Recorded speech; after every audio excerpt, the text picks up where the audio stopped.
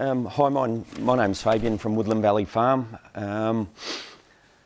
Firstly, I'd like to say thanks to Steve and Vanessa for this place. It's absolutely amazing. And thanks to Eli for letting me come up and have the opportunity to say a few words in front of you all. Like Eli said, yep, I'm definitely a first generation farmer, young at heart. If I had my time again, I'd start farming physically a lot younger than I am. It's a hard gig to start farming at the age of 45, but we'll get there. I'll tell you a little bit about our business model to start with first. We're what we call a vertically stacked regenerative farm. So when we talk about vertical stacking, we have a number of layers of income that our farm derives, a number of activities that our farm derives income from. The first one is speckled park cattle stud, which we're very new at. We're building up a herd of speckled park, and I think I just heard you guys had a bit of speckled park as well, and there's a fair bit of interest. We chose a stud rather than commercial beef cattle to derive income from, predominantly because we only had 120 acres. We didn't want to have to go out and work, and we saw value in being able to sell cows for $10,000 plus, rather than at the time when we got into the market, you'd sell a weaner or a cow at market for maybe $800 at that time. So we saw better value in having 60 head of cattle worth 10 grand to 20 grand each, rather than 60 head of cattle worth $800 to $1,000 each. The road to get to that value is a lot longer, but we're looking at the long-term viability of our farm and our income. So speckled park is number one in the tier. Number two is chooks. And these guys have got a really long history or story behind them. But we have around 2,000 pasture-raised chickens and about 450 pasture-raised ducks, and they're for eggs. So we sell their eggs at the local farmers markets, supermarkets, and we also value add with our eggs, which I'll talk about in a second. These guys are great, as opposed to the cattle farming. They give us a constant revenue stream every single day. We get revenue from the eggs. The downside is, like the dairy farm, it's every single day they need attention, unlike the beef. So they're a lot of work. They also have, like the cattle as well, they have a dual purpose, which I'll get into in a moment.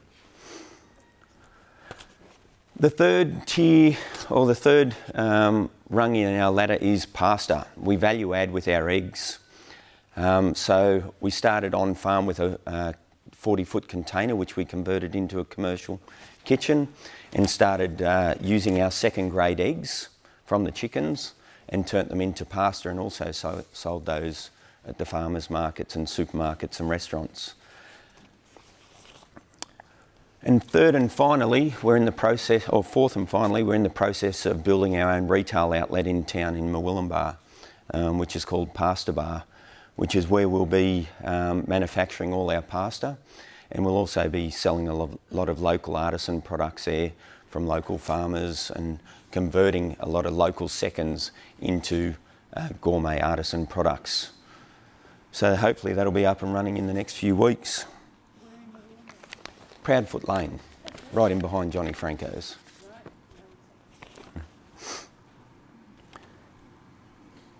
So the philosophy behind our vertical stacking of income sources is really quite simple.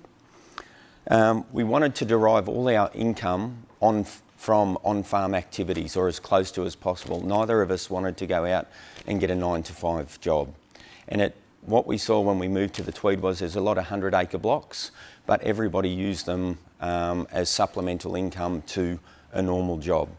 We'd had a history or a career of normal 9-to-5 jobs, and we wanted out. So that's why we bought the farm.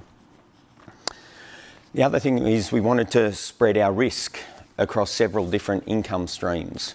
So we thought if we just go with cattle, it's very limited. So we wanted to broaden that risk when we broadened our income streams. We also saw a lot of gaps in the market where we were at the time, namely with the chooks.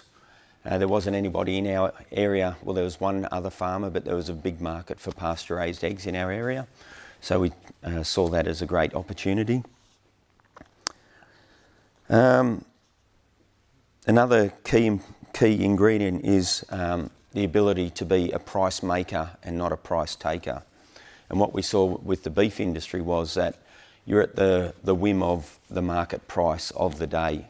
So no matter what effort you put into your beef, depending on what day you took them to market was going to depend what income you got from them. And for us, that was an unacceptable risk. We wanted to be in control of the price of our product, how much love we put into it, how much nutrition it's got, and what the market value actually is. So we became price makers by value adding and to our product and setting the price for it. The other thing with the vertical stacking is I get bored easily, so I needed something more than just beef farming. And the other one is it allows Jodie, my partner, and myself to use all the different skill sets that we accumulated over the last 30 years of our working career and put them into one multifaceted business, I guess. So we call ourselves a regenerative farm. It's a bit of a buzzword at the moment. It seems to be going around and doing the circles. Whether it's a fad or not, who knows? So why did we start regenerative farming? The first one was when we bought the block of land that we bought, horrible soil, and we were told by several farmers in the local area, you bought a shit block of land, you'll never make anything of it. So for me, that was like waving a red flag at a bull, and we said, well, we'll see how we go. Watch this space. We've never been proponents of the use of chemicals. We're not greenies, nor are we against industrialised farming practices, but we thought it's better to work with nature than against her. She's been doing a great job for millennia. We don't need to disrupt her any more than she's been disrupted by the rest of the planet at the moment. We could see that the land, just visually by looking at our land, it was totally ragged out. The farmers that told us we bought a shit block of land, well, on the surface, yes, we had. It had been heavily overgrazed, set stockings, heavy reliance in the past on synthetic fertilisers to keep it was traditionally a dairy farm. And our creeks were in a really bad way. We've got 1.4 kilometres of two particular creeks running through our farm, and just because of the set stocking, no fencing off, the creeks had quite severe erosion damage to them. So that sort of kicked us off in the thought process of, well, where do we start? And it just so happened that these little guys got our journey into regenerative farming underway. Heard a story about a guy that was rotationally grazing chickens and cattle together, mimicking the Great Plains of Africa and North America where the bison and buffalo walk through. And these guys essentially do the same things with our cattle, where we rotate the cattle and the chickens. Cattle in first to eat down the grass, obviously put manure down everywhere. And with that manure comes parasites. So what happens is if you set stock, the cattle just keep going around eating next to the poo that they've already done, pick up the worms again, pick up parasites, and the cycle continues. You also get these dead spots in your paddock where this manure just sits and takes a long time to break down, and the cattle don't get use out of that space for quite some time. And that's where these guys come in. They come in afterwards. They do perform a number of functions. They rake out the cow dung. They go through it, eat all the parasites and worms in there, which breaks the life cycle of the parasites. And then they spread their own manure, which is a really high value phosphorus and nitrogen fertiliser on the paddocks. Once they've gone through, we let the paddocks rest for the whole cycle to take place again.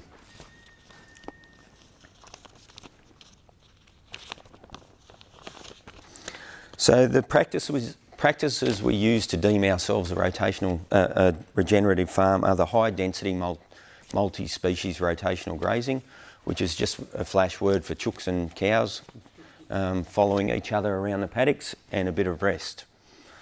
In the last 2 years, with the help of Tweed Landcare, we've got into some multi-species cover cropping. There's Kim doing some soil testing on the farm. Oh, one too quick. So we were a part of a program for soil carbon sequestration. So we're one of the first farms in the Northern Rivers to sign up for soil carbon credits. We did a 2-year program with Tweed Landcare and a couple of other sponsors to put in some rotational, some multi-species cover cropping. This is when it was just coming up.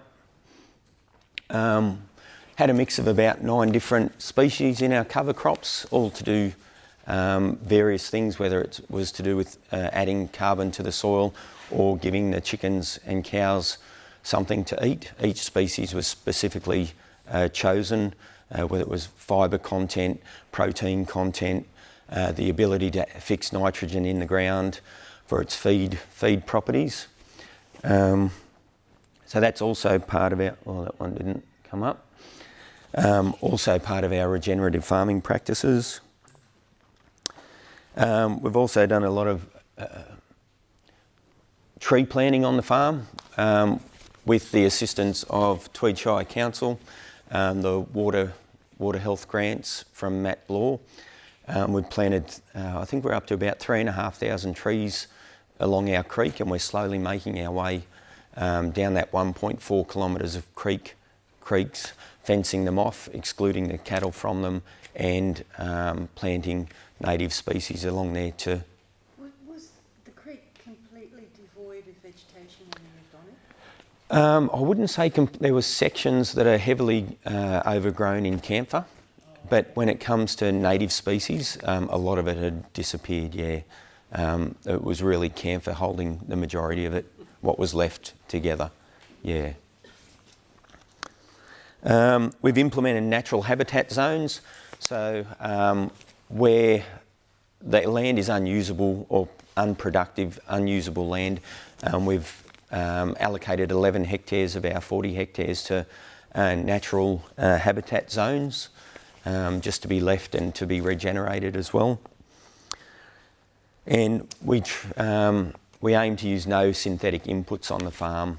When it comes to fertilisers, we've got 2,000 chooks on the job fertilising our paddocks.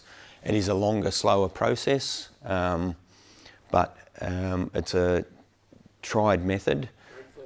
Great fertiliser. It's just not as instantaneous as some others, so it is a process, and we have the benefit of our multi-tiered business to allow us to take the time to regenerate the farm in a natural way. And I just got to give a few credits out. Like I said before, we've had a lot of assistance. Tweed Landcare and Tweed Shire Council have put a lot of money into our farm when it comes to fencing, to the cover cropping, to helping out with water infrastructure as well. So those grants are always available for farmers, and I'd encourage you to get out there and get into those grants. I'm sure the more farmers that get on board with those, the council will see more value in increasing funding to our farmers in the area to help them get underway, because it is expensive. We obviously the theme of the day is about climate change. And I asked myself, did climate change play any role in the way that we farm? And I'd have to say, when we first started, absolutely not. We didn't really think about it, to be honest with you. It was something, farming was very new to us. So we had to find our own way. But if I look at our journey so far and what we've implemented, there's no doubt we're building some resilience in our farm for climate change. whether you say climate's going to get hotter, colder, wetter, drier, everything that we're doing is building resilience as a farming enterprise as a whole. So that resilience is financial, which is obviously always got to be number one, because without money in the pocket you can't do anything. Then obviously resilience from an ecological perspective as well, to make sure that, one, we maintain the biodiversity of the farm and the river systems or the creek systems, and two, that we're able to maintain money producing paddocks. And I mean, that's where it all really starts, right at our feet, for both the chickens and the cattle, producing good quality grass for them to eat.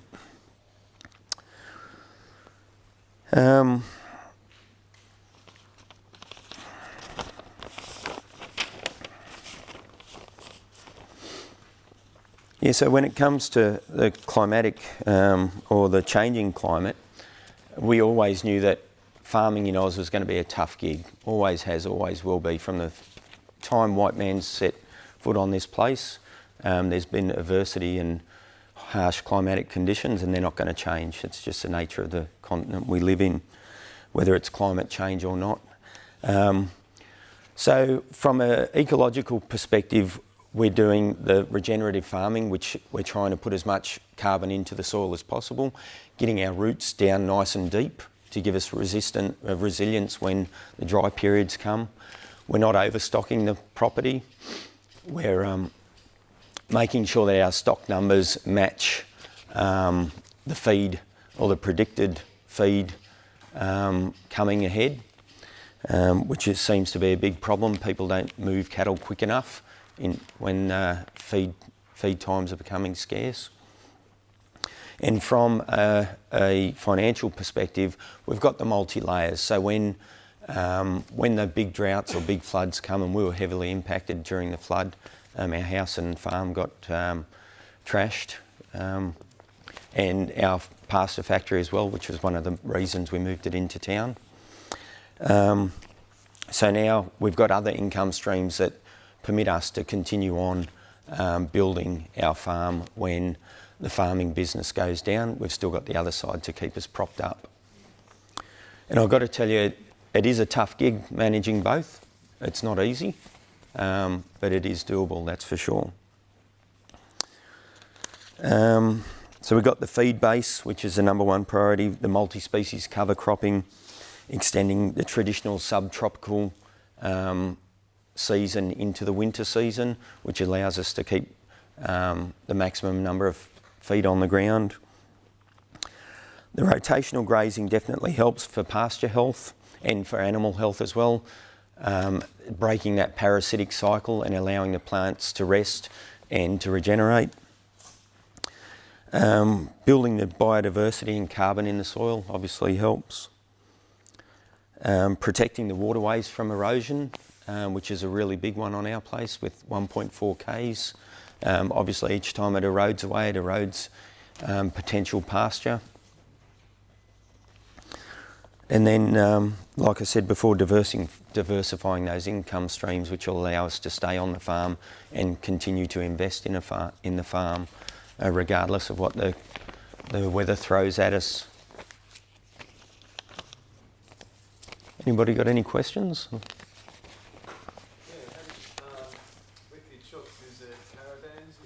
Yeah.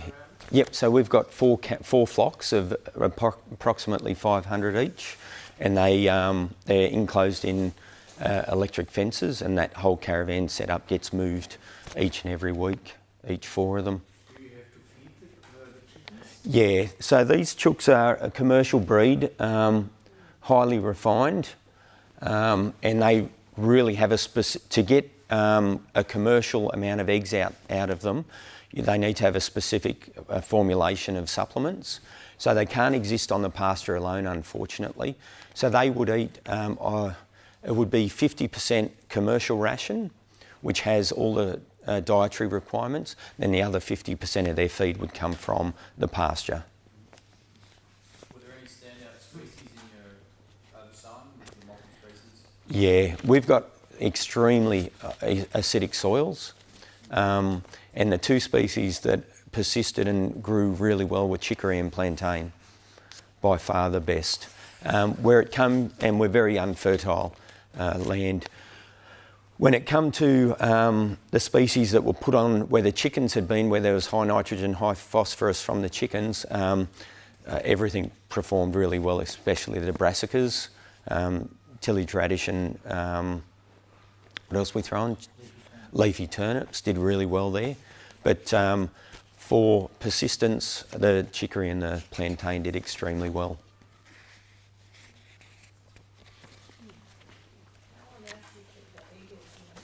Yeah. Yeah.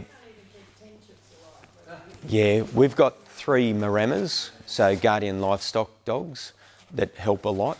But the eagles are very cunning. They'll sit in a tree for hours waiting for them to go for a sleep, and the second they've gone down. And this time of the year is the worst. It's breeding season.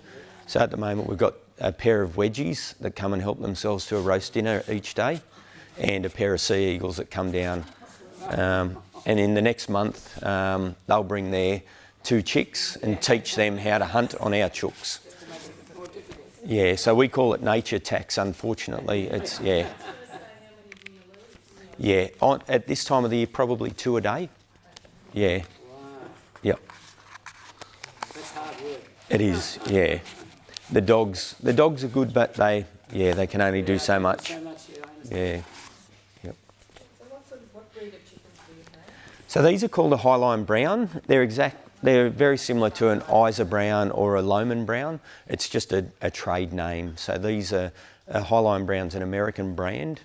An Isa Brown is a French brand, and the Lohman Brown is a English brand. No, German brand. Sorry. So it's just a brand name. No, we don't. You need very specialised sheds to breed or to grow a chicken from a day old up to a point of laid chook. To do it properly, so they're actually bred all up in Redland Bay, and we receive them as 16-week-old birds. Yep.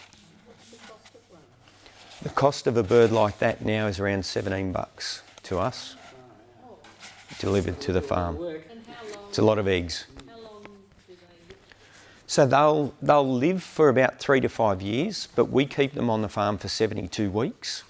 At 72 weeks, the flock as a whole, their egg production goes down to about 70%, which isn't really commercially viable. So what we do is sell them off onto backyard, so home chooks.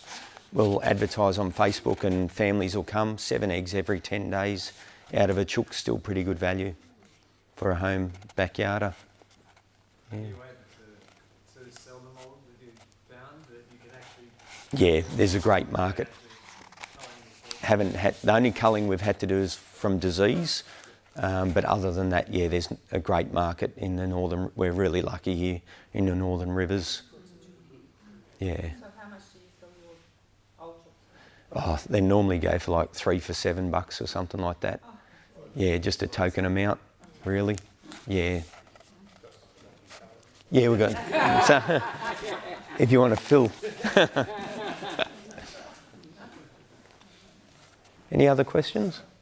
Thanks, So Heath. the changes you've seen on the property since you've been there have been quite dramatic? No, absolutely not. We're in the... I'm going to have a lot more grey before we see dramatic changes. They are there, there's no doubt they're coming, but regenerative farming in its true sense is a slow... Mother Nature doesn't do anything quickly except for flood. I just wondered because Yeah. The adding of using the chooks I think is a great idea. Because adding a lot of chook manure to the soil and all the rest of it, which obviously they do, Yep. is just incredible. The best organic way you can do it. Exactly, yeah, yep. The guys, we calculated they're putting about 1.1 tonnes of manure on the paddocks each week between the 2,000 chooks. Do they? Football. So, yeah. So when we say we don't bring inputs on the farm, that's a lie because we bring chook food onto the farm, which they convert into a usable fertiliser. Yeah. So it's just not a synthetic input. No, I understand. Yep. Fresh weight or dry weight? Sorry? The fresh, well, it's a calculated weight. I haven't been out to measure it exactly, but yeah, when we look at what comes onto the farm, what goes off in eggs, and and what's left. So it's a sort of rudimentary calculation. Yeah. Do you get frost on your farm? We do. Yeah.